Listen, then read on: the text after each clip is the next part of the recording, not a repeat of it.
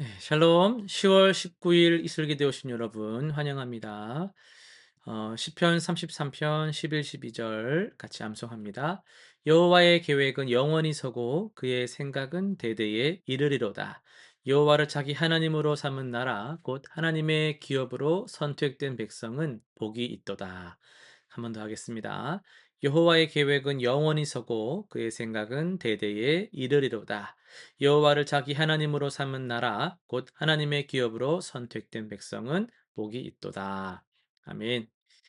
오늘 우리는 열왕기상 22장, 데살로니가전서 5장, 다니엘 4장, 시편 108에서 109편을 영성이라는 관점에서 살펴보겠습니다. 데살로니가전서 5장입니다.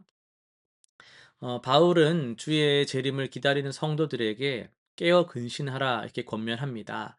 마지막 날을 준비하는 영성은 두려움이 아니라 거룩한 긴장감 속에서 일상을 살아내는 것입니다. 범사에 감사하고 기도하며 선을 굳게 잡는 삶이 곧 준비된 영성이죠. 우리는 종종 재림을 언젠간 올 미래의 사건, 먼 훗날에 먼 나중에 그런 사건으로 치부하기도 하지만은 바울은 그렇지 않고 그날을 의식하며 오늘을 살라고 말을 하고 있어요. 그래서 깨어 있는 영성은 내일을 기다리면서도 오늘을 충실하게 살며 빛의 자녀답게 어둠을 물리치고 사랑과 소망으로 서로를 세워가는 삶이다라고 할 수 있겠습니다. 네, 다니엘 4장입니다.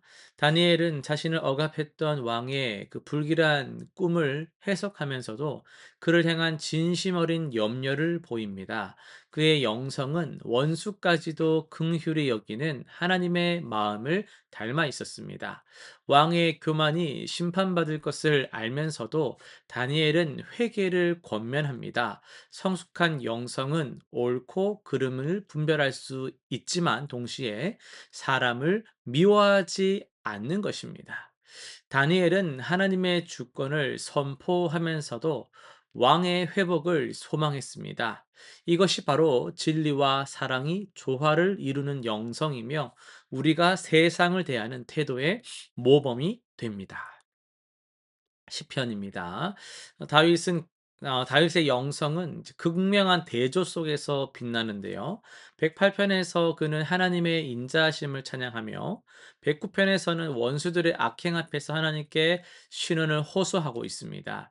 이 108, 109 두 시편은 영성이 추상적인 개념이 아니라 구체적 현실에서 드러난다라는 걸 보여줍니다.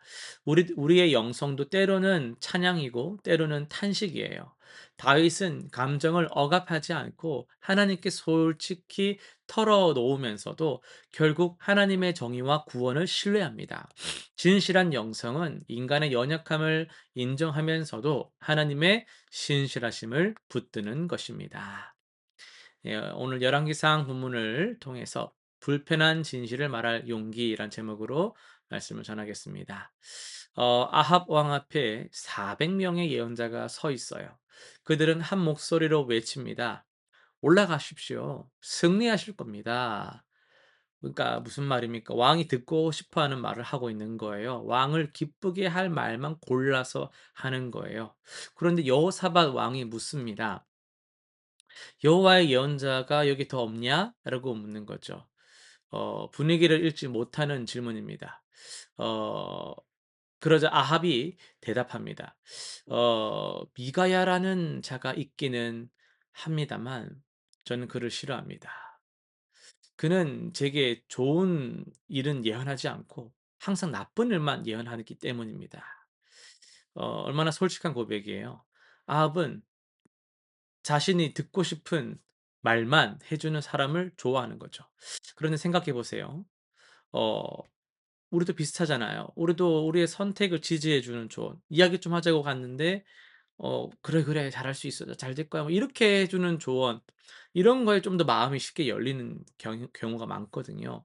미가야가 왕 앞에 서요. 사신이 미리 귀띔을 해 줍니다. "지금 모든 예언자들이 한 목소리로 왕에게 좋게 말하고 있으니까 당신도 눈치껏 그들과 같이 말하세요." 얼마나 지금 큰 압력이에요. 지금 400대 1 이거든요. 게다가 반대편에는 왕의 권력이 있어요. 그러나 미가야는 단호하게 대답을 했습니다. 여호와께서 살아계심을 두고 맹세하는데 여호와께서 내게 말씀하시는 것 그것만을 내가 말하겠습니다. 처음에는 미가야는 비꼬듯이 말합니다. 올라가서 승리하소서. 올라가십시오. 그러나 왕이 진실을 말하라 막 이렇게 하니까 그는 하나님께서 보여주신 환상을 그대로 전합니다.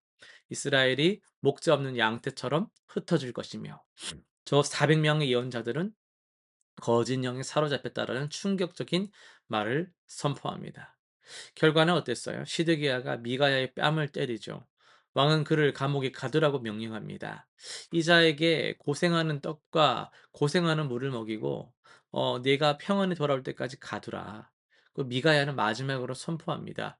왕이 참으로 평안히 돌아오시면 여호와께서 나를 통하여 말씀하지 아니하신 것이니라.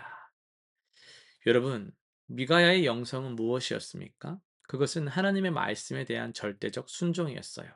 그는 자신의 안전보다 다수의 의견보다 왕의 권력보다 하나님의 진리를 우선순위에 두었습니다. 이것이 바로 하나님 나라를 사는 사람의 영성입니다. 오늘날 우리는 어떻습니까? 우리는 종종 하나님 말씀이 있는데도 불구하고 깨닫게 하시는데도 불구하고 그런 진리보다 내 상황, 내 관계를 더 중요하게 여길 때가 있어요. 말씀보다 시대적인 분위기를 더 의식할 때가 있습니다. 하나님의 뜻보다 사람들의 반응을 더 신경 쓸 때가 있다라는 거예요.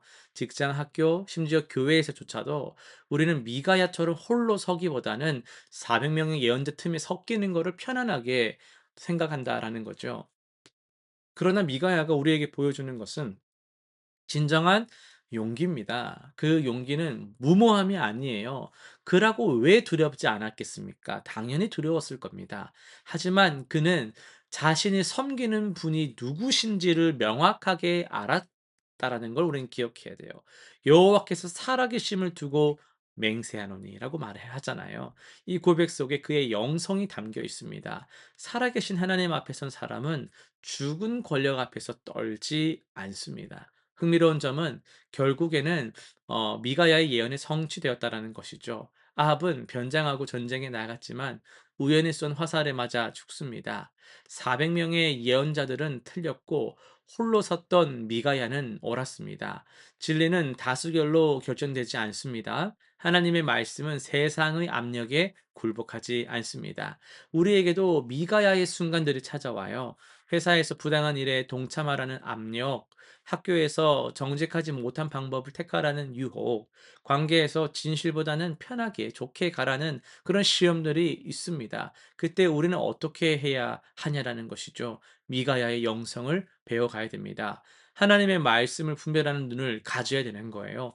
400명이 같은 말을 한다 해서 나도 그걸 거스르면 안 돼. 이것이 아니라 하나님의 뜻이 무엇인지 성경으로 돌아가 진리를 확인해야만 합니다. 그리고 불편한 진실이라도 말할 용기가 있어야 합니다. 때로는 침묵하는 것, 그거 다 편한 거죠. 그러면은 큰 문제 없어 보일 수 있어요. 그게 나에게 안전해 보일 수 있습니다. 그러나 침묵은요, 종종 거짓에 동조하는 것일 때도 있습니다. 사랑하는 성도 여러분, 우리는 진리를, 진실을 말해야 되는 사람들이에요. 물론, 무조건 아무 맥락 없이 무조건 진실만 다 말하라 이런 차원이 아닙니다. 사랑으로 말해야 되고 분별할 줄 알아야 됩니다. 그러나 침묵하는 것만으로 모든 상황을 대처할 수는 없다라는 것이죠. 또 우리 결과를 하나님께 맡기는 믿음이 필요해요. 미가야는 자신이 감옥에 갈 것을 알았지만 그럼에도 말씀을 선포했어요. 우리도 순종의 결과를 하나님께 맡겨야 됩니다. 이렇게 했는데 왜 이렇게 된 거예요? 라는 것이 아니라 어떻게 된다고 할지라도 내가 할 일은 이것이다. 순종이다라는 것을 선택할 수 있어야 한다라는 것입니다. 예, 실천 사항 세 가지 한번 정해 볼게요. 말씀 분별 훈련하기입니다. 이번 주에 여러분 자주 듣는 조언이라든지 의견을 성경 말씀에 비추어서 한번 점검해 보세요. 정말 붙잡아야 될 말씀일 수도 있고, 내려놔야 될 말씀일 수도 있어요. 사람들의 말이 하나님의 말씀과 어떻게 연결되는지, 다수의 그런 동의가 하나님 말씀과 어떤 차이가 있는지 이런 것들을 분별하는 시간을 꼭 가져보시길 바랍니다. 두 번째는요, 작은 진실부터 실천하는 것입니다. 일상에서 마주하는 작은 불의, 거짓 이런 것 앞에서 어 침묵하지 말자라는 것이죠. 그 어디서든지 간에 용기를 내어서 기도하면서 진실을 말하는 연습을 더욱더 우리 해 보면 좋겠습니다. 셋째는 기도로 용서를 구하는 겁니다. 매일 아침 "오늘 주님의 뜻에 순종할 수 있는 용기를 주십시오."라고 기도해 보세요. 그리고 그날 마주한 선택의 순간들을 저녁에 하나님 앞에 돌아보며 감사와 회개의 시간을 가지시길 바랍니다. 기도하고 마치겠습니다. 살아계신 하나님 아버지, 미가야처럼 주님의 말씀에 순종하는 용기를 우리에게 주옵소서. 다수의 목소리, 시대의 흐름에 휩쓸리지 않고 주님의 진리를 분별하게 하시며 불편하더라도 진실을 말할 수 있는 담대함을 부어 주옵소서. 두려워 침묵할 때가 많았던 우리를 용서해 주시고 주님의 나라 위에서 홀로 설 수 있는 믿음을 허락하여 주옵소서. 예수님의 이름으로 기도드립니다. 아멘.